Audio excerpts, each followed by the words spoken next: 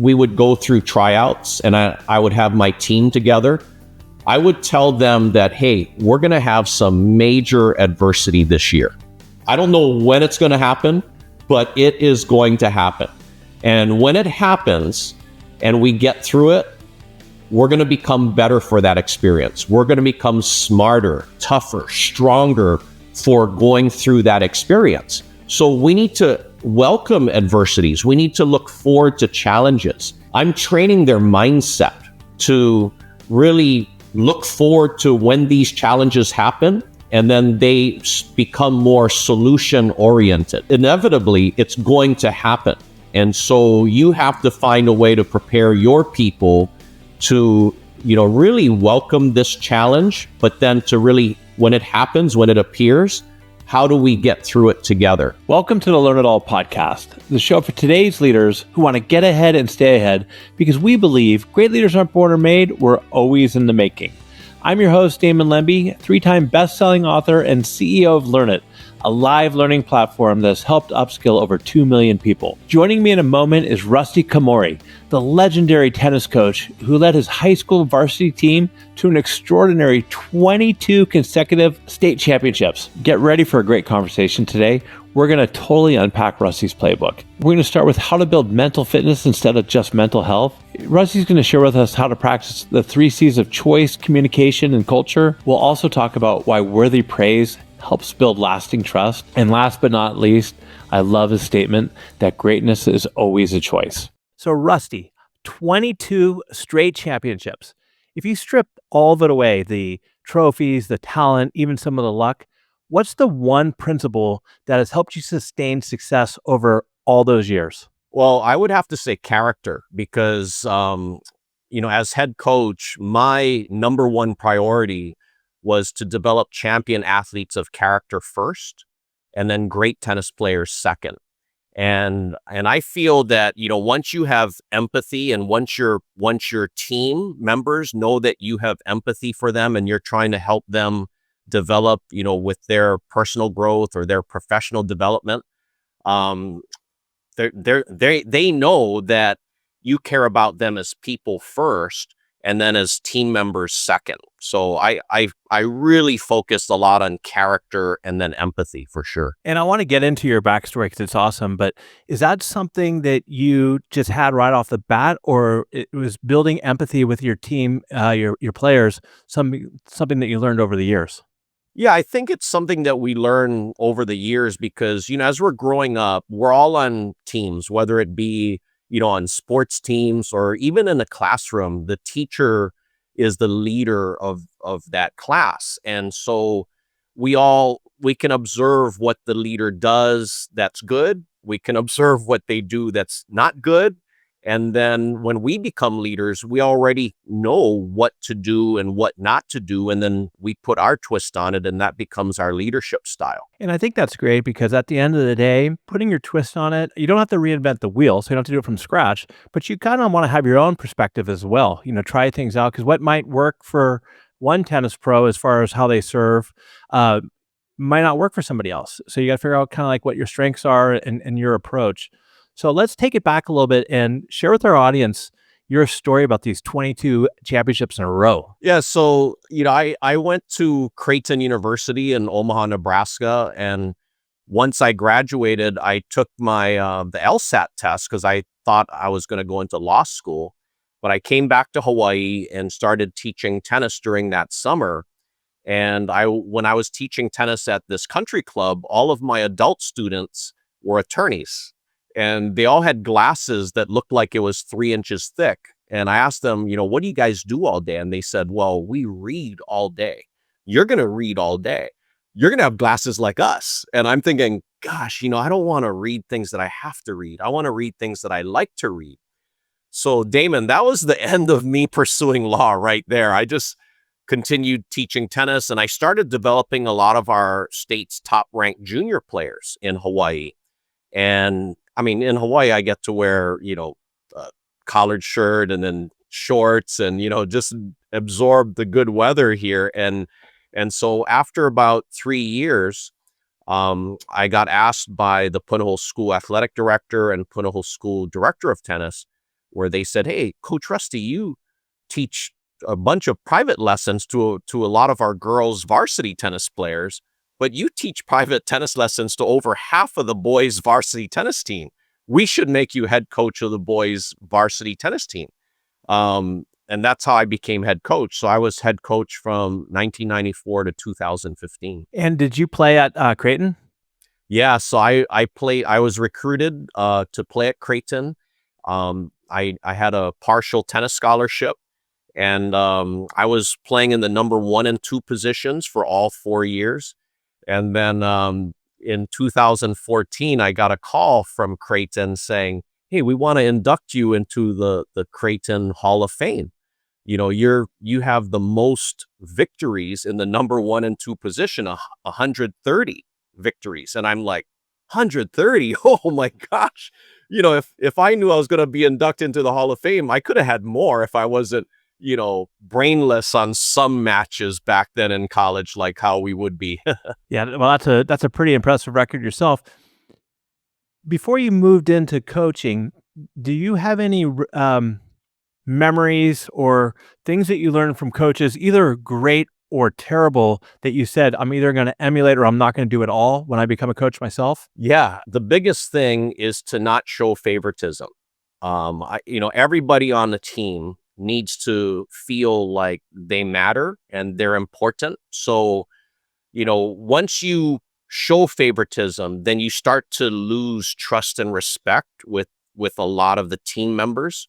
So I focused a lot on making sure that every player on my team mattered, that everyone was super important. And then I would highlight, how they're contributing to the team so that everyone buys into what we're striving for. And I totally agree with that. I mean, you can't show favoritism, but are you a believer that you should coach and manage everybody the same or adapt to the different people that you have on your team? Well, it depends. So some players, they're high achievers. And I also share that there's a difference between high achievers and superior achievers. For me, I always want to train people to become high achievers. And once they do, I want to train them to become superior achievers. So some team members develop in ways different than others. So you can't really train everyone the same way. You have to help people depending on how they need to be helped. Everyone has different personalities, different ways of learning. And so as a leader, you have to be aware of that and then try to press the right buttons to really connect with them to help develop their true potential. And for our leaders out there, what Rusty is really talking about is you need to be curious and empathetic again. Getting to know your people first as humans, as people, and then as, in this case, tennis players. The other thing, Rusty, in my research on you that I really like, maybe you could speak a little bit to this, is focusing on people's strengths, from the 12th player on the team to the first one. Yeah. So Damon, when people make a team or they're in business in a company, they're not there because of their weaknesses.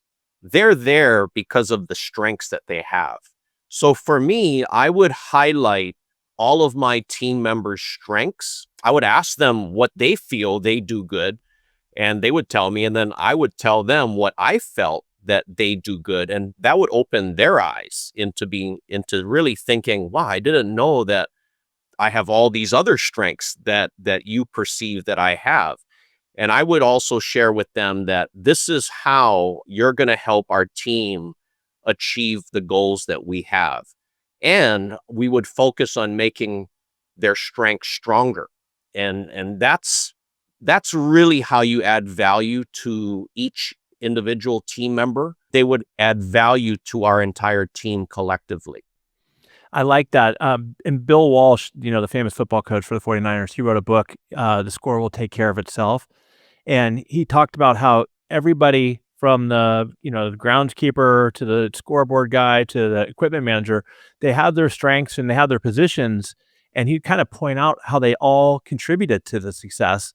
And I think when you do that, people are more bought in. They're not outsiders anymore. They're contributing to something bigger than just themselves. Everybody wants to feel like they matter, and they want to feel a part of a team. They want to try to, I mean, it's always better when you're trying to accomplish something together versus just by yourself. It's just more meaningful. But you need everybody to buy in, and the only way to get everybody to buy in is to really highlight how they can contribute, what their strengths are, and then what our purpose is in terms of what we're trying to do together. I had a gentleman on the show named Colin Fisher, who is a professional jazz player now. He's a professor at London School of Business, and he wrote a book called Collective Edge.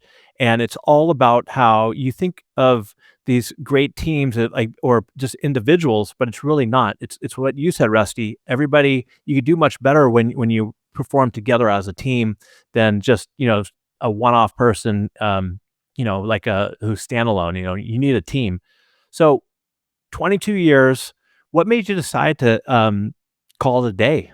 Through those years that I was coaching, I mean, I'm just coaching 1 year at a time, and I'm trying to, tennis is such an individual sport that I wanted to make sure that all of the members on my teams, really felt that, hey, they're a part of a special team.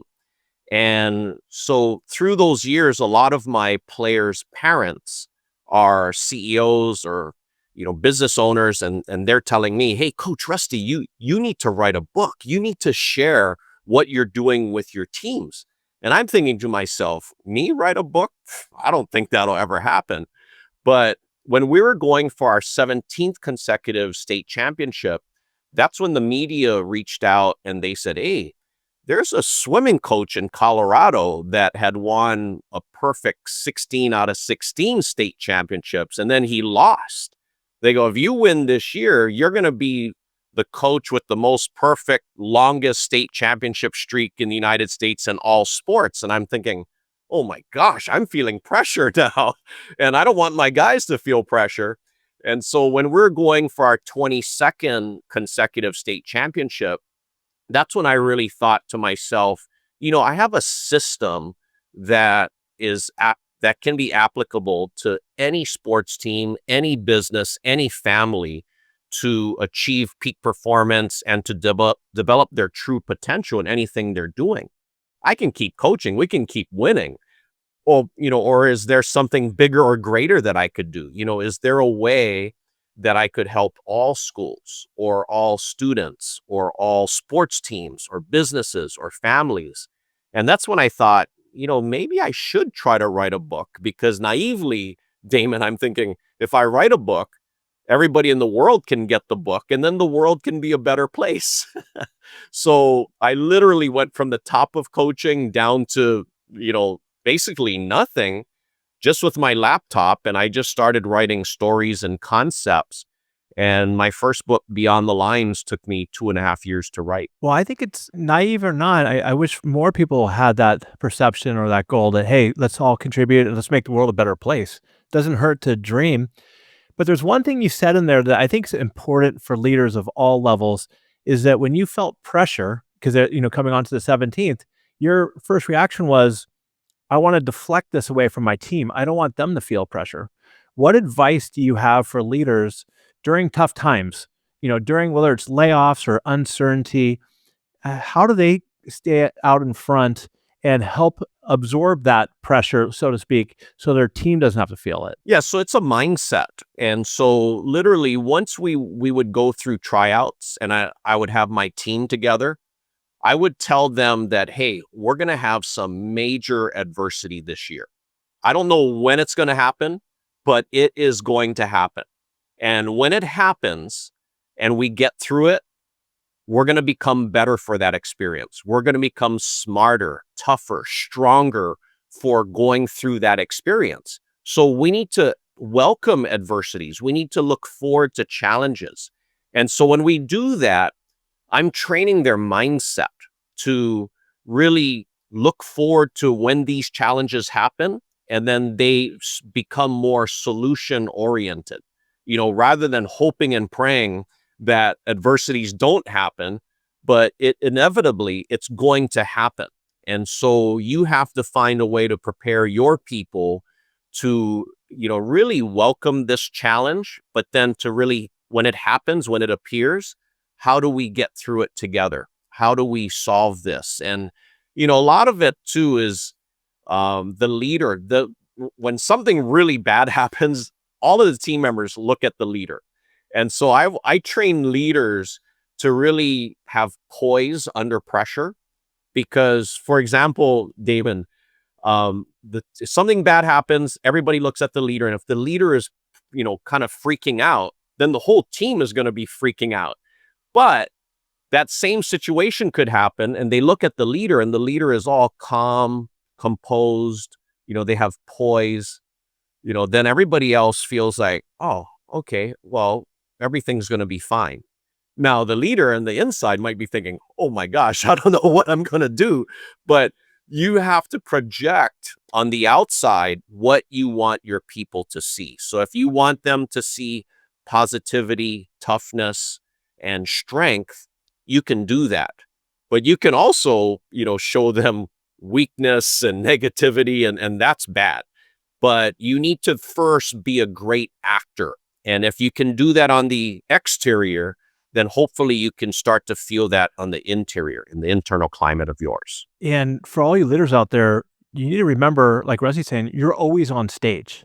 No matter what you're doing, your team's always looking at you. They're looking at how you communicate. They're looking at how you show up with your body language. Now, here's my question for you. When it comes to being an actor, but you also have to be authentic if you want people to buy in and believe you. So how do you balance it between showing strength and grit, even to being able to be the type of leader that is vulnerable enough to say internally, shoot, I don't have all the answers, and I might need to tap into you with your strengths to be able to help us get us through this?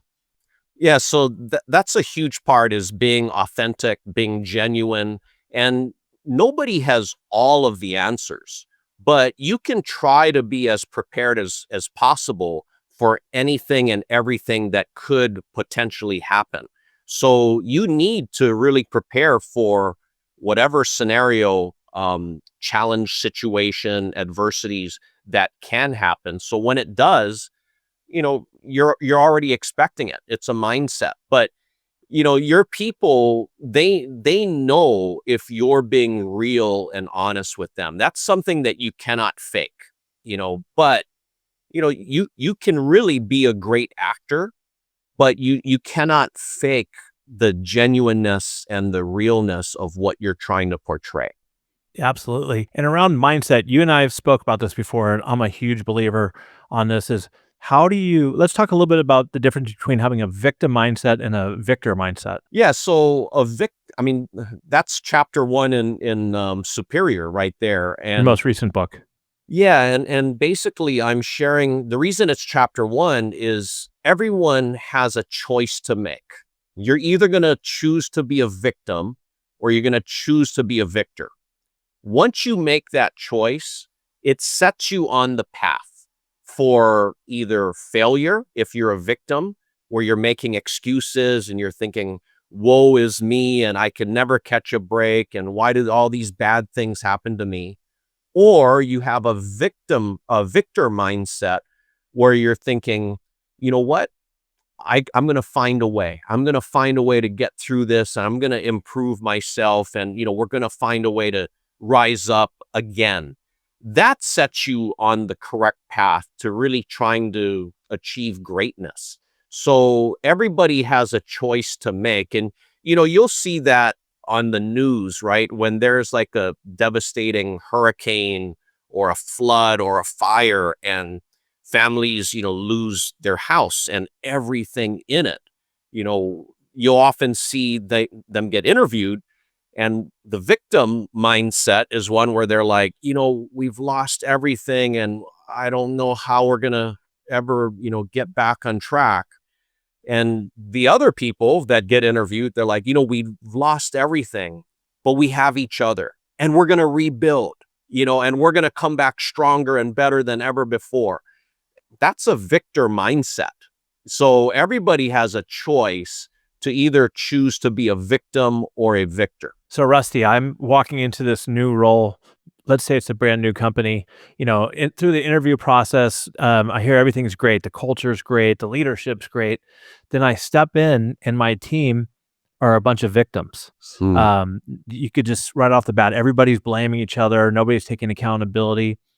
How can you help reverse that? I mean, what is step one to helping people see that they have a victim mindset, and can you push them through that? So victim mindset people feel helpless and hopeless. They're in the dark.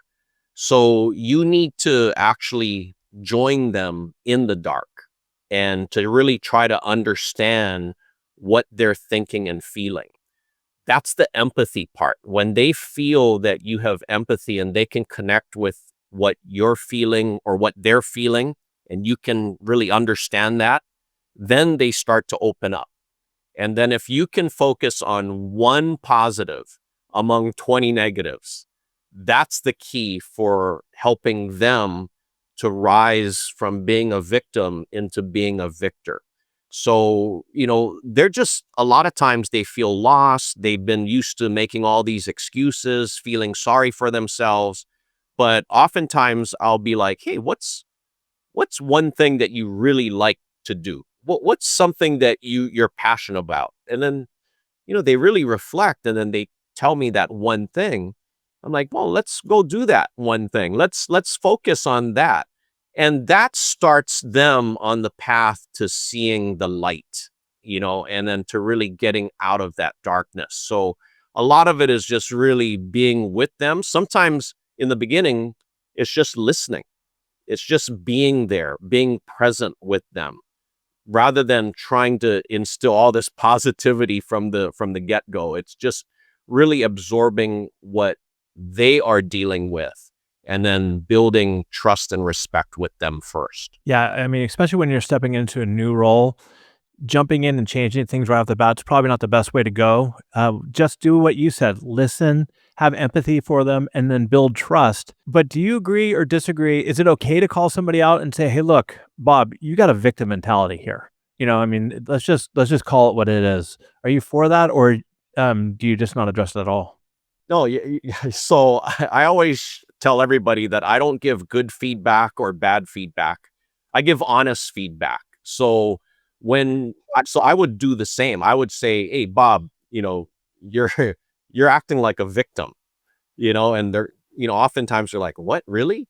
I am? And then that starts to open their eyes. And, but then they start to really build trust and respect with you because you're being honest and then you're taking time to try to actually help them. So how you communicate it to them, in a very neutral, empathetic way is very important versus saying the same thing, but in a more abrasive way that they might be, take offense to.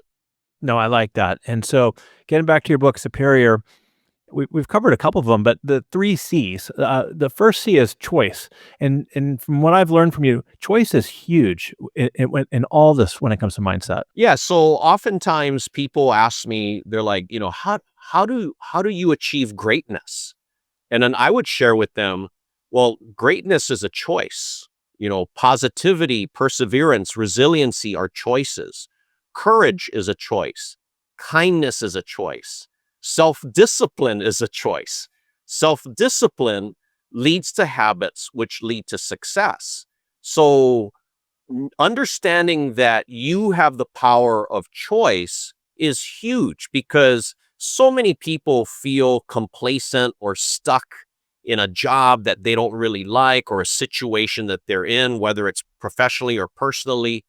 But I'm sharing that, hey, well, you can choose to be complacent and make yourself miserable, and you're probably going to make, your family and your friends and your coworkers all miserable too. Or you can make a choice to do something different. And whenever you make a choice to do something different, there's the element of risk. But you can take calculated risks so that you're thinking, hey, I want to try something different. And if you do and you fail, you won't feel any regret for that because you tried it. But if you never try, you will feel regret because that's going to be always something that you're thinking about. I should have done this. I could have done that. And that's the worst feeling to have. The best is when you try something and if it works out, terrific. But if it doesn't, hey, at least you know that you tried it. At least you know you tried it, and it's always a learning opportunity. So you can learn and grow from it. And at the end of the day, I think people are too tough on themselves. If it doesn't work out, give yourself a pat on the back for getting out of your comfort zone and trying. Because Rusty, we all know there's too many people who sit on the couch and talk about what they're going to do, and they never get around to doing it. And I could not agree with you more on you're going to regret the things you never went for. Like for me, I kind of regret the fact that I was drafted out of high school and to play on the minor leagues for the Braves, and I passed up that opportunity. Maybe I wasn't ready or not, but it's something that always kind of lingers in the back of my mind. Like I should have went for it anyways at that time, And Yeah. so I wish So I did. I wish I Damon, would have went for it. yeah, right there. I mean, so that opens the door to understanding about overcoming your fears. So many people, they have that fear of, looking bad or failing or, having like tried something and then losing at it or whatever it is. But, we both know that fear is something that is kind of built up in your own mind. And then when you actually go and do it, it's really not what you actually had thought of, what it's built up in your own mind. And so that's the thing is if you can overcome your fears, you can only overcome it by just doing it, by just going for whatever you want to go for. And part of the reason we have this fear is because we think people are going to laugh at us or think about us. But what I found is people don't really care. I mean, they forget awfully quick. We're not the center of the universe. Do you have any examples of either working with, an executive or talking to somebody after a keynote where they shared with you a story of a fear they have, but they were able to overcome it and how it worked out for them? Yeah. So, there's a difference. I found that there's a huge difference between being a great person versus being a great leader. There's some of these CEOs that come to me, they're like, "Hey, Coach Rusty, how can you help us with our organization and our team?" And I'm listening to the challenges that they have. And they might share that, "Hey, I have a fear of failure, or I have a fear of letting people down, or, just a fear of losing in general."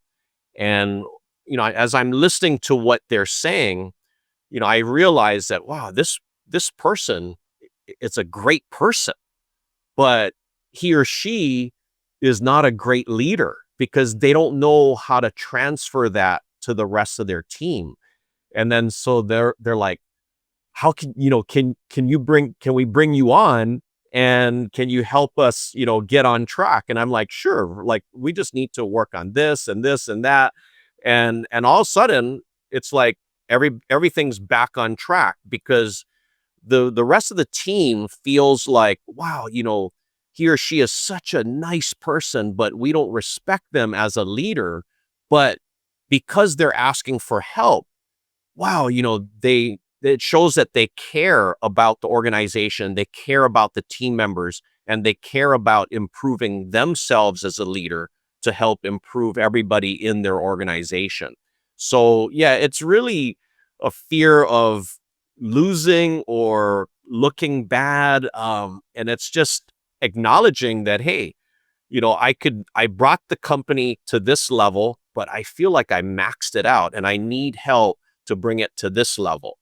And everybody on the team will really start to respect and start to build trust with that leader versus how they felt about them prior. So that's a great segue. And I don't want you to give away all your secrets here, but let's talk a little bit about creating a superior culture. Yeah, so I share that there's a difference between building a culture of excellence versus building a superior culture of excellence. There's a difference between having attention to details versus having superior discipline details. So we all know that there's a difference between being average, good, great, and then now I'm sharing superior. How do you move from being great to superior? And earlier, how, I also mentioned about there's a difference between high achievers versus superior achievers. If we look at Tom Brady as an example, when he was at the University of Michigan as quarterback, he became a high achiever.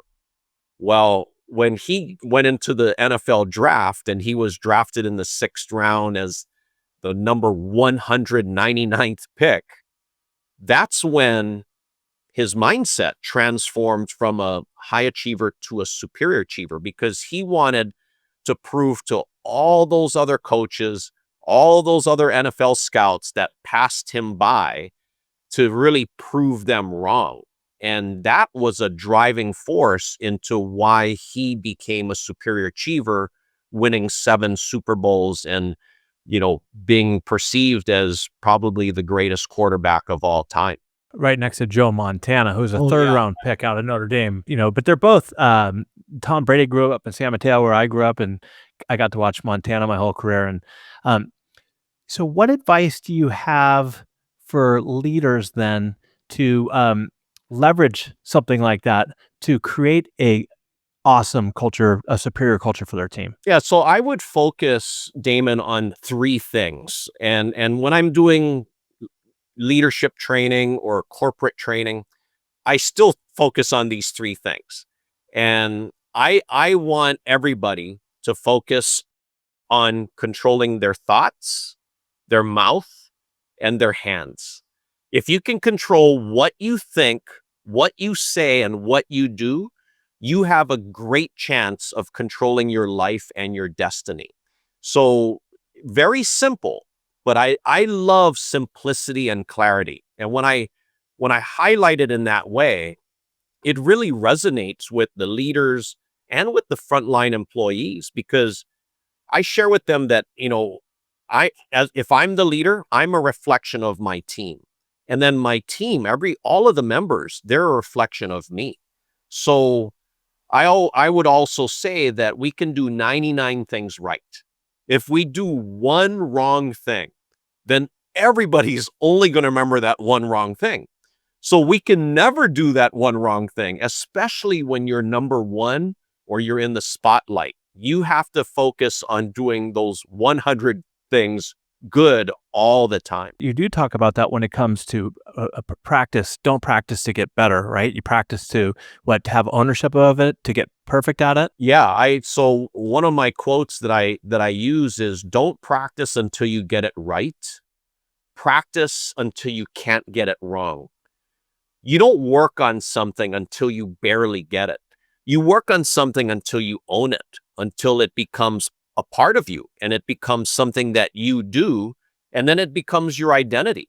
So that's something that I would help my team members with. That's something that I do in corporate trainings. Everybody wants to improve. They just don't know how to do it sometimes. And I'm sharing that you need to add value to yourself individually. Once you add value to yourself, that's how you're going to add value to the entire team. Now, how do you add value? Well, you need to achieve mastery at one thing. Do something at a superior level. Once you achieve mastery at that one thing, then try to achieve mastery at a second thing, and then a third thing. That's how you add value to yourself as an individual, but that's how you're going to add value to your entire team. As an emerging leader, what is an example or 1 or 2 examples of something they should start with to try to master? Well, I would share that whatever they're passionate about, okay, so if they want to be a great leader, okay, or a superior leader, well, how do you do it? Well, you need to read books, you need to watch podcasts. It's about learning. So I would inspire everybody to try to get 1% better in anything that you're doing. Can you get 1% smarter today? Can you learn something new? Can you get 1% more effective in what you do? Can you get 1% more efficient in how you do it? So examine everything that you're doing and find ways where you can improve yourself with 1% today.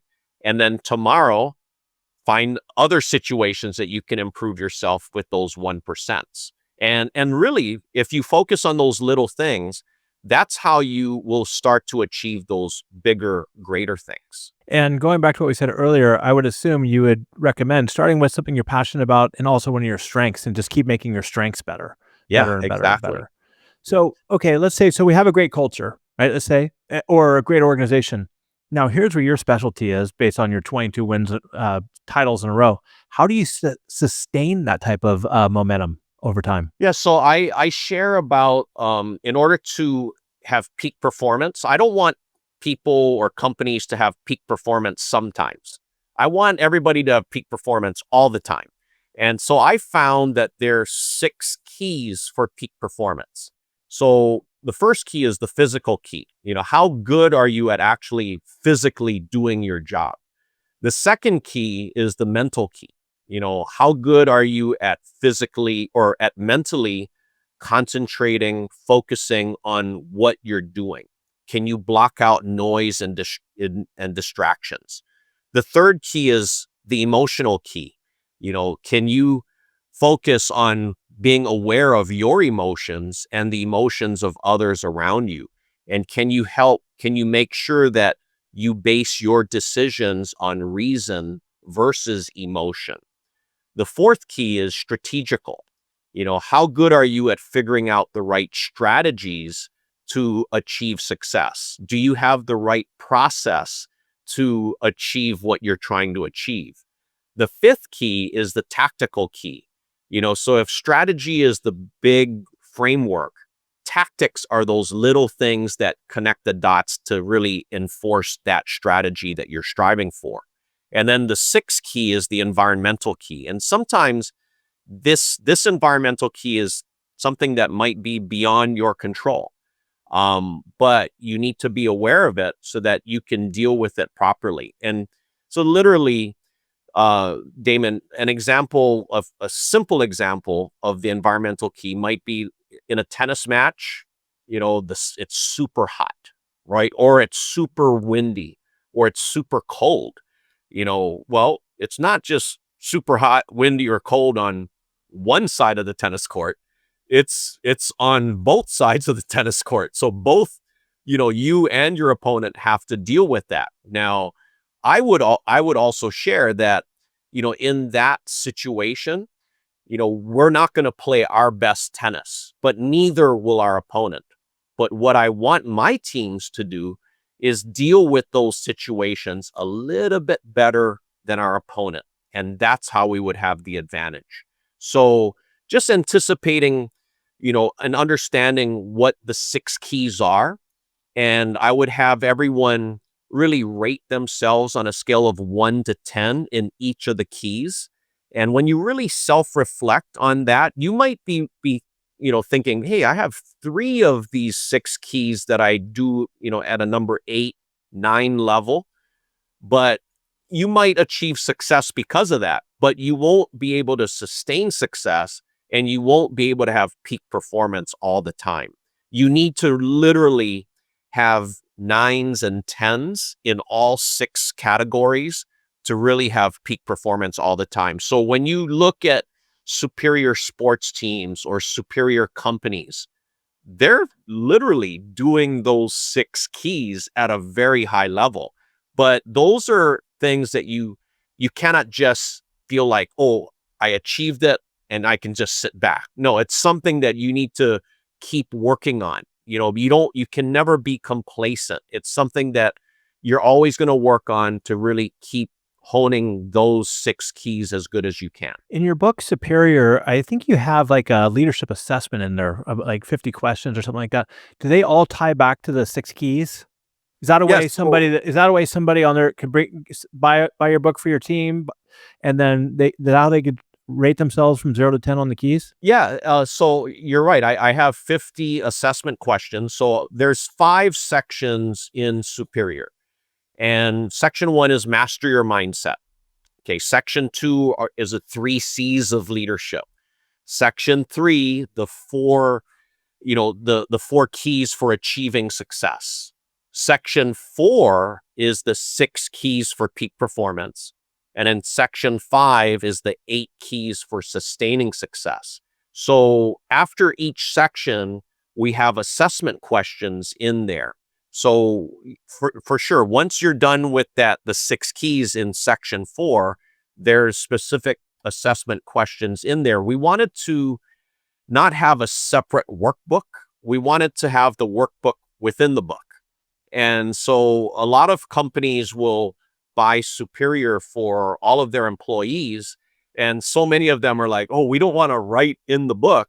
So they have their own separate notebook that they really, take notes in, or they're doing the assessments in a separate notebook, because every quarter, every, semi-annual situation, we can kind of reflect back on those situations, whether it's the 6 keys or anything else that's in the book, to really see how they're improving, what's their growth.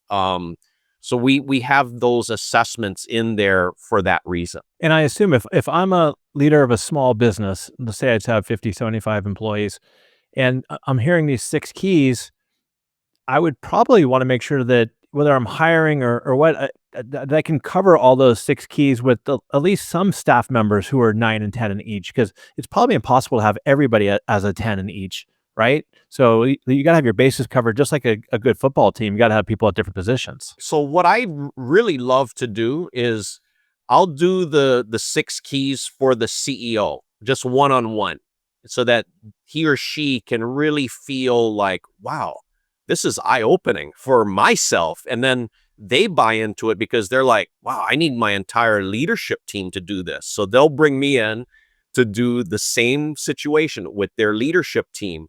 And once I do that, then the entire leadership team's like, we need to do this for the entire company. And really, that's how we achieve success. Because, the frontline employees, they need to be up to date and doing everything as good as they can, because they're a reflection of everybody else in the organization. So the mistake I see some companies make is they focus just on leadership instead of the entire company. So many other companies that I work with, the CEOs are they're smart. They get it, where it's like, wow, every person in our organization needs this. And literally, that's how we achieve success, and we start on the path to sustaining success. And I've heard you talk about this before, and I'm a huge believer in it, is that if you're a CEO, you should be out talking to everybody, getting ideas from everybody, including your frontline workers. Yeah, there's so many times, Damon, where I get hired to come into a company there's some kind of dysfunction with a certain department, or with just, a certain employee who might be a manager or whatever. And then, I just spend time with that person or with that department. And then I quickly realize that, wow, it's things that they're dealing with outside of work. It's not what they're doing at work, but it's perceived that, wow, by others, that, man, why is this person grumpy?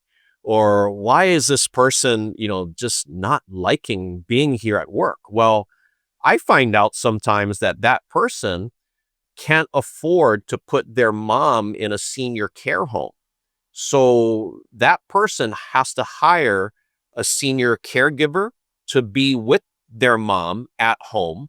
And then when he finishes work, he goes home, the caregiver leaves, then he has to take care of the mom. And so that adds stress to that person. And then he goes to work the next day, the caregiver comes, and that cycle just repeats. And all that stress that he's dealing with at home gets brought into the workplace, and he's just grumpy. And then once I share what that situation is with all the other team members, then they totally step back and they're like, wow, we didn't know. Now we understand. It makes sense. And then they start to reach out to be like, how can we help you? Or can we take some load off of your plate, knowing how much responsibility you have at work and at home. So, Yeah, those situations happen pretty frequently, I would have to say. And it goes back to what were talking about earlier, is getting to know them as a human first, instead over a team member, because I don't really think there's anything like work-life balance. It's work-life integration, because what happens in your personal life can very well carry over into your professional career. And I know you speak a lot about this, and I think that this is important. Um, how you like to reframe mental fitness instead of mental health. Yeah, so in Superior, chapter 4 is titled Mental Fitness. I'm trying to change the narrative from mental health to mental fitness because when you hear the words mental health, it sounds like something's wrong with you. But when you hear mental fitness, well, all of us need to work on our mental fitness, just like how we all work on our physical fitness. But like you said, I'm finding that there's a lot of work-life balance that whether you're a leader or a team member, you need to have. So you need to have mental fitness at home. You need to have mental fitness at work. Since my first book came out till now, I know of 11 people that have come to me sharing that they were contemplating suicide. And then after reading my books, it changed their mindset and it saved their life. And one of the 11, is former Crime Stoppers coordinator, Sergeant Chris Kim.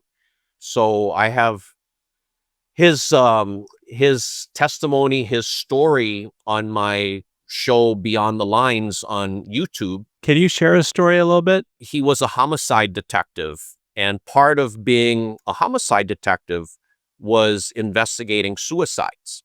And so he would go to a crime scene and see a pretty woman dead, or a different scene and he would see a good-looking man dead, and a different scene he'd see a child, a student, dead. And at that time in his mind, he's thinking, what could have gotten into their brains? Like this, how could they just end it all? Like, that's stupid. He's thinking, like, what a waste. And then he was married for 10 years, his 2 daughters, and he had a house on the water in Hawaii Kai, and he had a boat, and he started realizing some behavioral differences in his wife. And so he approached his wife and said, hey, I checked your phone and the wife was having an affair. And she didn't deny it, and they went into counseling for 2 months, and he just realized, wow, she doesn't want to get back. She's moved on. And so they go into the divorce process. And in the divorce process, it just seemed like everything was going against him, where, she's going after his house. She's going after his truck, his boat. She's going after his pension. And then he and his brother had bought their mom a small 1-bedroom condo, but his name was on it. And so she was going after the mom's 1-bedroom condo. And now he's literally lying down on the ground of his mom's 1-bedroom condo thinking, I can't take this anymore. I can't handle this. My friends know that I go solo diving, which you should not go solo diving. But he said, you know what? I'm just going to end it all. I'll go solo diving. I can make it look like an accidental drowning. They'll find my body, and then my mom and my 2 daughters will get my life insurance. But he's also saying, how hypocritical am I to now be in that same situation as those victims that, I was saying how stupid they were. And so one of his fellow police officers, Carlos Ocasio, had, recognized that, hey, Sergeant Chris is in a house. Now he's in a small 1-bedroom condo. Something is happening here. And so Carlos had called him saying, hey, I have a desk that my daughters no longer use. Would you like it? And Chris is looking around thinking, gosh, we got nothing here. Yeah, how much? And he says, free, just come and pick it up. The next day, Carlos calls Sergeant Chris again and says, hey, Sarge, I have a book to give you. When do you have time to meet? And he's thinking to himself, a book? He wants to give me a book? I'm thinking about ending it all. but he's so nice, so genuine, gave me the desk. Yeah, I'll go pick up this book. Picks it up, goes home, cooks dinner for the daughters, puts them to sleep, looks on the back cover and was like, tennis? Tennis? I don't even like tennis. But then when he opened up Beyond the Lines, the chapter 1, the title is The Choice is Yours.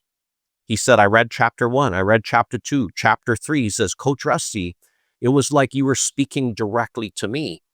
He goes, I read it cover to cover in one sitting. He goes, it changed my mindset, saved my life. He says, you talk about that one positive among 20 negatives. He says, it's my daughters. He goes, I have 2 positives, my 2 daughters. And so he went in to see his captain and said, hey, Cap, I'm done with the homicide detail. Can I put my name in for Crime Stoppers? He initially didn't get it. A couple weeks later, the captain calls him back into the office, says, you want Crime Stoppers? It's yours. He says, yeah, I want it. 2 years later, he goes to the National Crime Stopper Coordinator Convention in Arizona. He gets selected as the National Crime Stopper Coordinator of the United States. He says when he's up on the stage, he's crying. And all he said is, if you only knew where I was 2 years ago. He comes back to Hawaii, starts getting hired as a police actor on Hawaii Five-0, Magnum PI, NCIS Hawaii. He gets honored by the state Senate, the city council.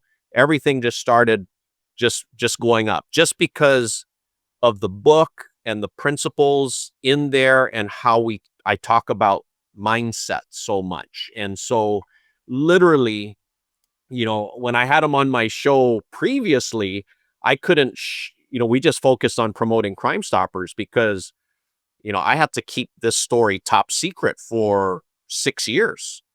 Finally, I was talking with Sergeant Chris every week and I'm like, hey, Chris, what's the latest updates today? And he said, well, I had to speak at this senior group. And one of the seniors asked me, what's the biggest adversity you faced in your life? So he said, so I told them the story. And I said, wait, the story? I said, I've been keeping that story top secret all this time. I said, do you want to come back on my show and share it publicly? And he said, it's been 6 years. He says, yeah, I don't think I'll get into trouble because it's been 6 years. And, I know that my story will help inspire and help so many other people that are dealing with anxiety, depression, or suicide.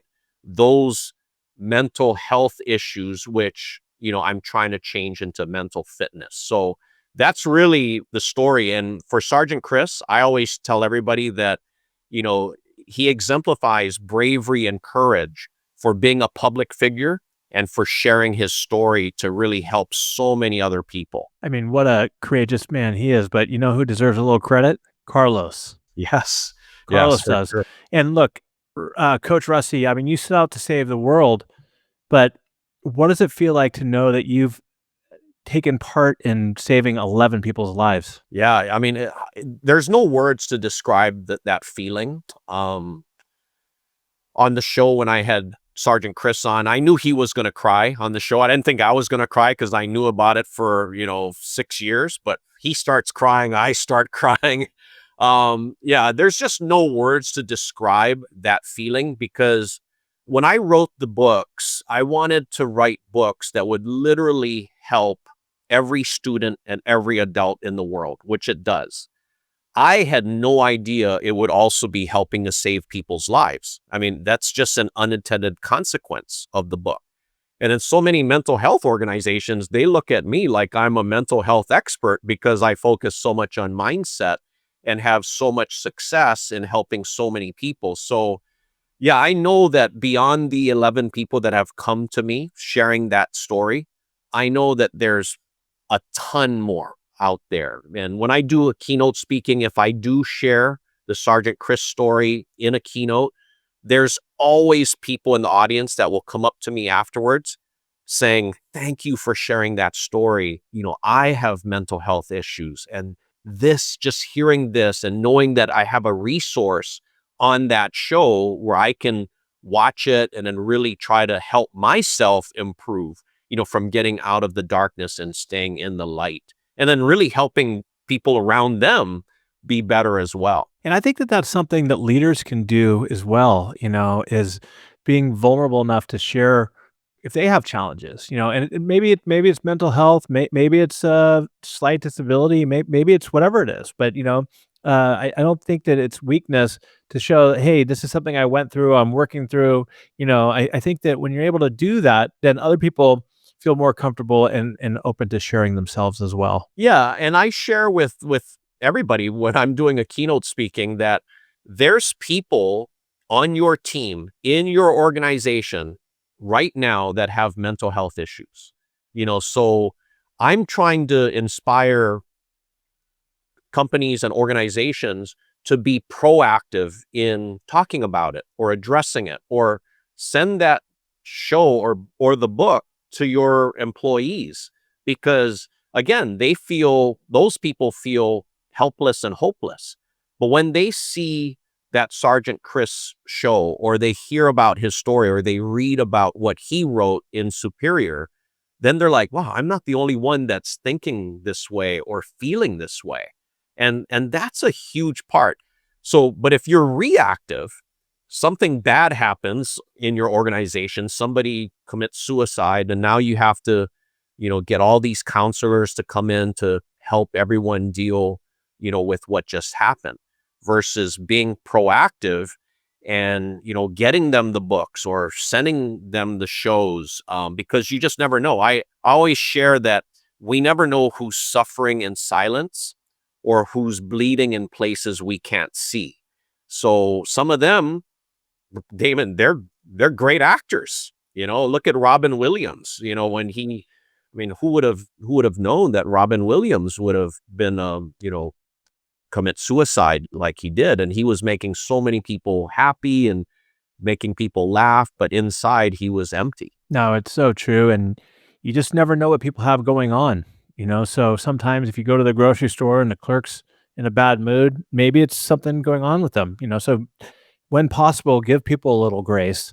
And I think what we've talked about today is, how important choice is, and mindset, and having, working to have a victor mindset over it, and being out there and learning about people, and getting to know them before looking at them as an employee. These are all things that help you become superior, both as an individual and as a coach, as a community, as a parent. It's all awesome stuff, Rusty. Where can our listeners connect with you at? My website is rustykomori.com, and I'm on social media on Instagram, Facebook, X, and LinkedIn. So people can get in touch with me through my website or through social media. Well, it's been amazing to have you here. And so listeners, I want you to think about somebody or a group of people who could get value out of this, either whether they're somebody with a victim mindset that needs to change, or somebody who just needs to understand that the choice is theirs. That you can't control everything, but you can control some of your choices. And I want you to send them this episode and go out and buy Coach Rusty's book. Until next time, everybody, stay curious, keep learning, and have a great day. Thank you, Rusty. You're awesome, Coach Rusty. AI is able to do the majority of the stuff that average reps do better, faster. And it sounds scary, but I think the future sales rep needs to be able to do it all. They need to be able to cold call.